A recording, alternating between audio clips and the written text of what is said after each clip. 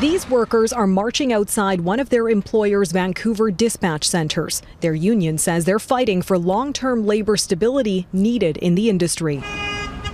They're among more than 7,000 workers who load and unload cargo at more than 30 BC ports. The union has highlighted three main concerns at the bargaining table: automation, contracting out, and cost of living wage increases. The bottlenecks at terminals and warehouses are growing. Ports are clogging up with cargo stuck on shore. Businesses are scrambling to find alternatives. We have small and medium-sized retailers who have containers that are stuck behind picket lines at container terminals who want the contents of those containers to sell to customers in their stores. Greg Wilson with the Retail Council of Canada says if the strike continues for a few weeks, there could be layoffs in other parts of the supply chain, including distribution centres and transport companies. All consumers bear those costs.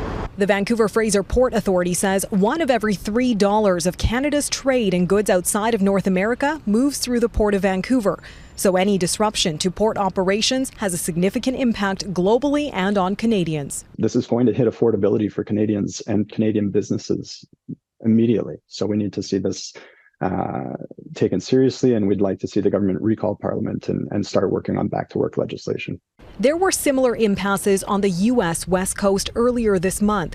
President Joe Biden and the new acting U.S. Secretary of Labor stepped in to help broker a 6-year contract. This deal shows collective bargaining works. Negotiations hit an impasse overnight, and by Tuesday morning, the BC Maritime Employers Association said talks had paused, calling on the union to put forward what it calls a reasonable proposal to reach a fair and balanced deal. Federal Labor Minister Seamus O'Regan's office said they were, quote, pleasantly surprised to see the employer didn't directly ask for back-to-work legislation, and encourages both sides to remain at the bargaining table until they come to an agreement. But the longer this drags on, the more pressure Ottawa faces from business groups to step in and help ensure a deal is reached. Jeff? Neetu Garcha in Vancouver. Thanks, Neetu.